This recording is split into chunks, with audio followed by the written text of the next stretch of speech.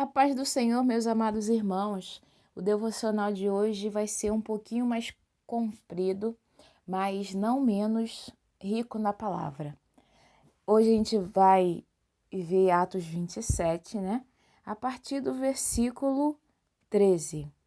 Irmãos, essa passagem fala quando o Paulo é mandado para a Itália, né? Fala sobre o naufrágio do navio em que Paulo estava.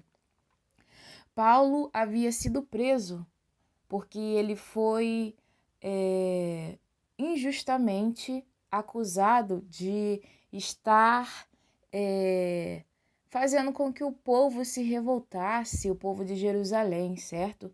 Porque Paulo estava em Jerusalém falando também sobre a causa do Nazareno, falando sobre Jesus, transmitindo o evangelho de Jesus, certo? E ele foi pego pelos judeus, certo? E aí tentaram de alguma forma matá-lo, e aí chegou o centurião e os soldados e protegeram a vida de Paulo. E aí Paulo foi mandado para os não-judeus, certo? Para os gentios, era para ser julgado, certo? E aí ele estava indo para a Itália, tinha sido mandado para a Itália, e aí a missão de Paulo era transmitir o evangelho aos não-judeus. E aí, durante a viagem, Paulo alertou para que eles como posso dizer, para que eles não continuassem a viagem, que eles continuassem ali onde eles estavam, porque não era bom viajar. Só que aí os marinheiros, os soldados, não acreditaram em Paulo e resolveram continuar a viagem. Só que o que aconteceu? Começou a ventar muito e isso acometeu o quê? Riscos de vida para aquela tripulação. Vamos no versículo 13 do capítulo 27.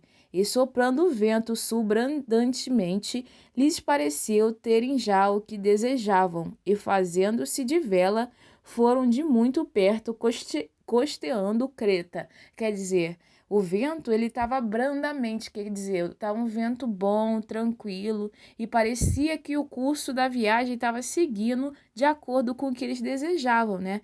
Tanto que eles nem precisavam remar, nem nada, só abriram a vela e deixaram o vento conduzindo o navio. Só que, versículo 14, mas não muito depois, deu nela um pé de vento chamado Euroaquilão. Irmãos, esse lugar ele era conhecido pela instabilidade do tempo. A gente pode ver aqui a palavra fala que não foi muito tempo depois, foi pouco tempo depois e o tempo mudou. Então esse lugar era muito instável e Paulo havia alertado para que não fizessem a viagem, mas o povo teimou. Versículo 15. E, sendo o navio arrebatado e não podendo navegar contra o navio, e sendo o navio arrebatado e não podendo navegar contra o vento, dando de mão a tudo, nos deixamos ir à toa. Quer dizer, não podendo lutar contra o vento, a única solução, quer dizer, não foi a solução, mas a única coisa que eles tiveram para fazer é deixar o vento guiar para onde quer que fosse. Só que qual o perigo de um navio ser guiado pelo vento? É esse vento muito forte chocar o navio contra as rochas, e aí o barco vai afundar e provavelmente todos os que estão no navio correm risco de o quê? De morrerem. Versículo 16. E, correndo abaixo de uma pequena ilha chamada Cauda, apenas pudemos ganhar o batel. Quer dizer, provavelmente a única coisa que eles poderiam ficar é segurando, né?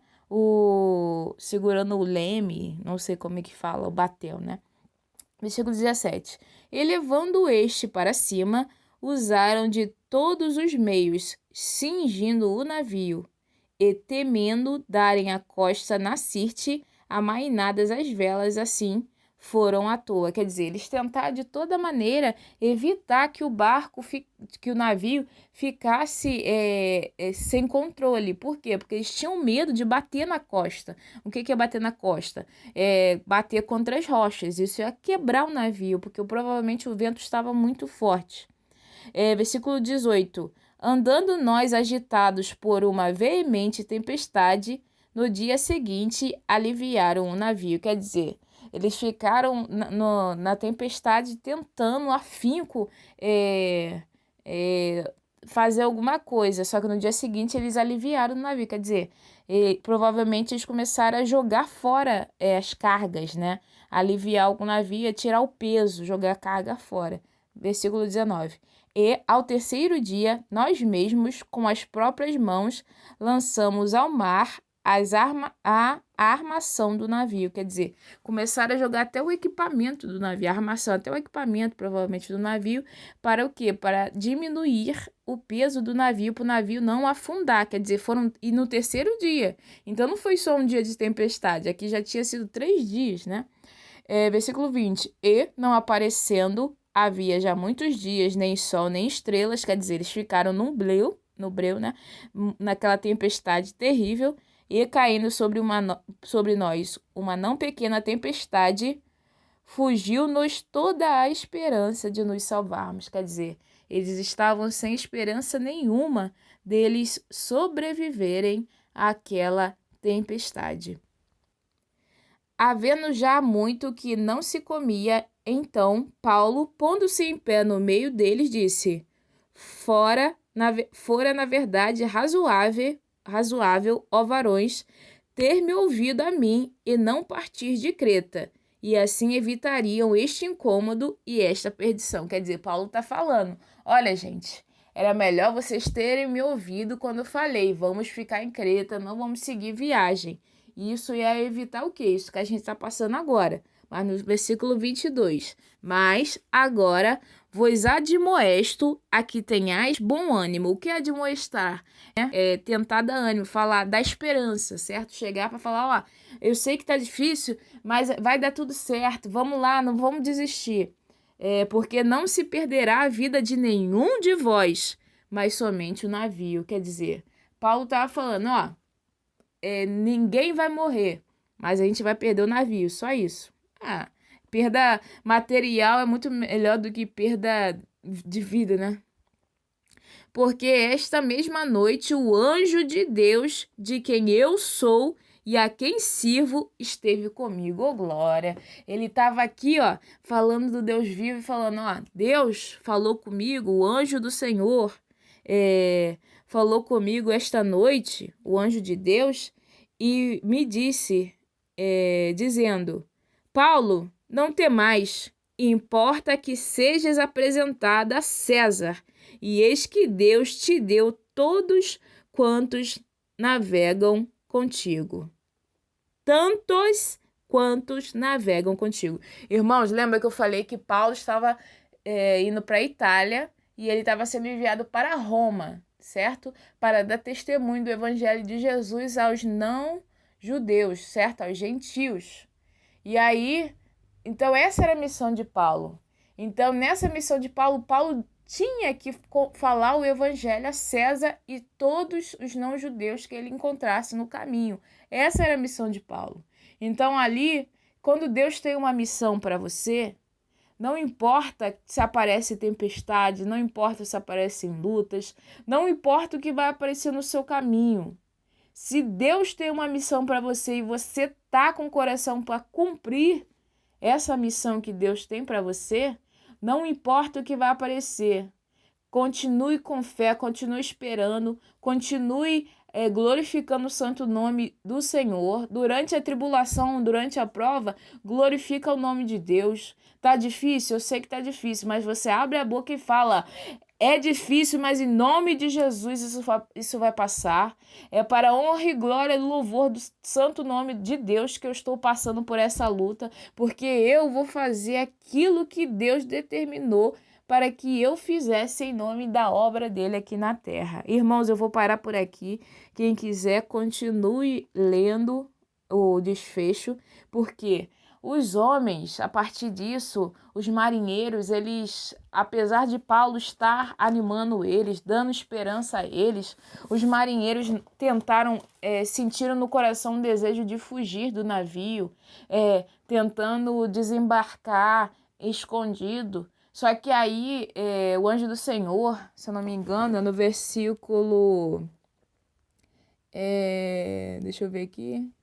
No versículo 30 fala: procurando, porém, os marinheiros fugir do navio, e tendo já deitado o batel ao mar, como que querendo lançar as âncoras pela proa, disse Paulo ao centurião e aos soldados: se estes não ficarem no navio, não podereis salvar-vos. Quer dizer, os marinheiros estavam tentando fugir e deixar os soldados, os prisioneiros, porque eu esqueci de falar, leiam o capítulo inteiro, é muito bonito, e deixar os prisioneiros. Não tinha só Paulo ali, tinha outros prisioneiros. Então os marinheiros queriam fugir e deixar que todos ali morressem e eles fugissem com vida. Mas Paulo alertou: se eles fugirem, se estes não ficarem no navio, não podereis salvar-vos.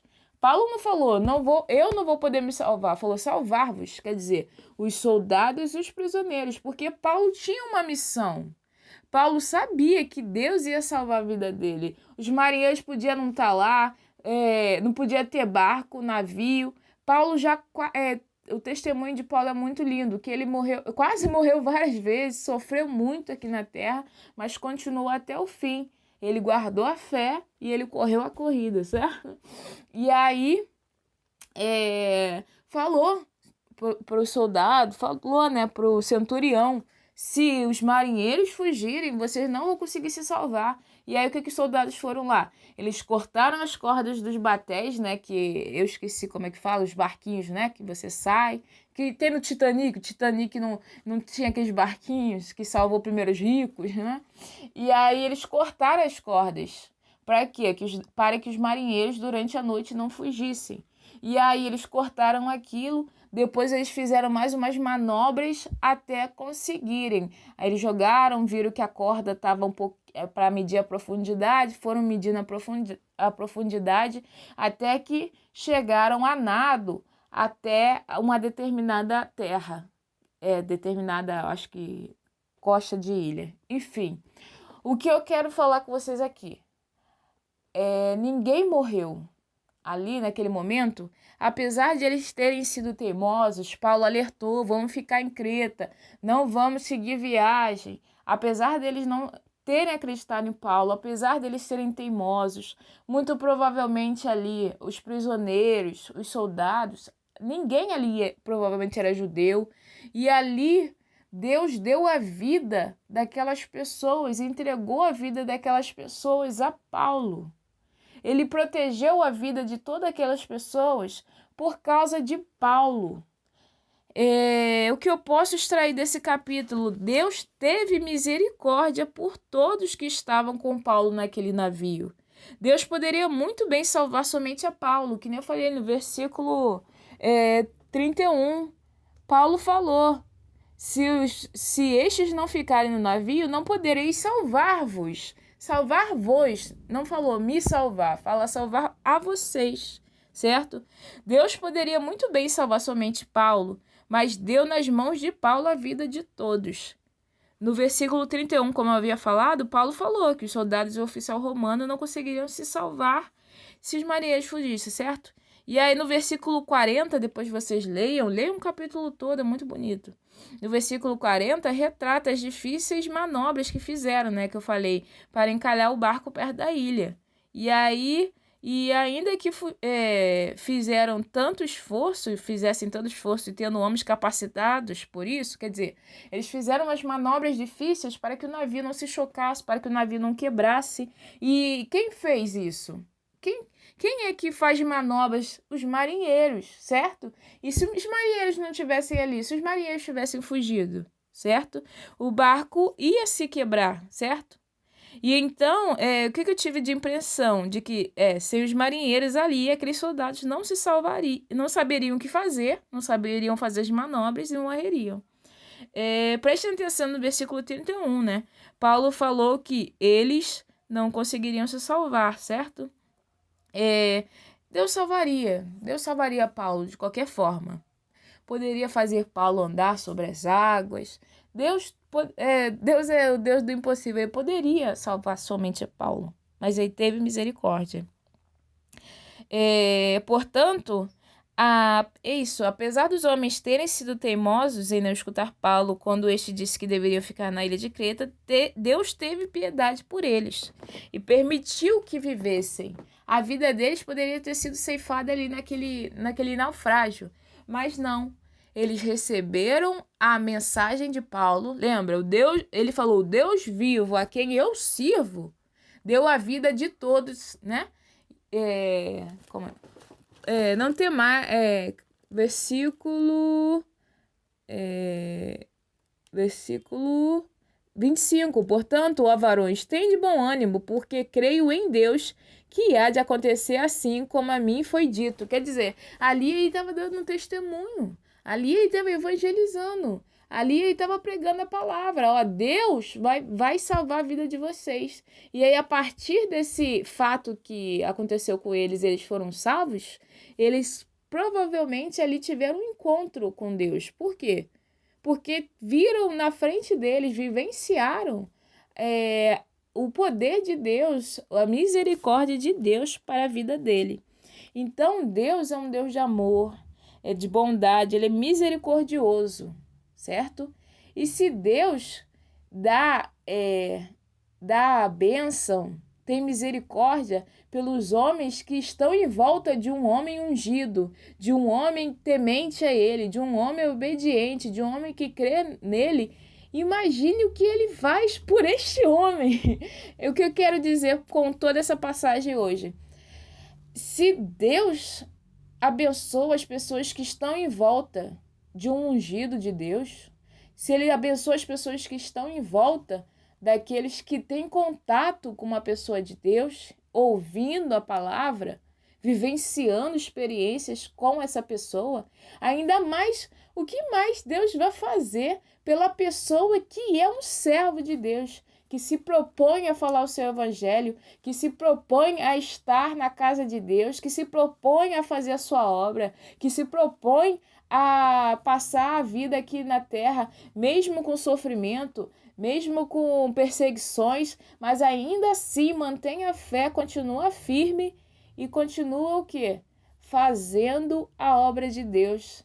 Irmãos, como é que eu não posso falar de um Deus maravilhoso que nem esse? Como eu posso deixar a oportunidade para depois? Como eu não posso estar fazendo outra coisa além de estar falando desse Deus maravilhoso? E é isso, meus irmãos. O devocional de hoje ficou um pouquinho mais comprido, mas espero que vocês tenham compreendido. Que Deus abençoe a vida de cada um.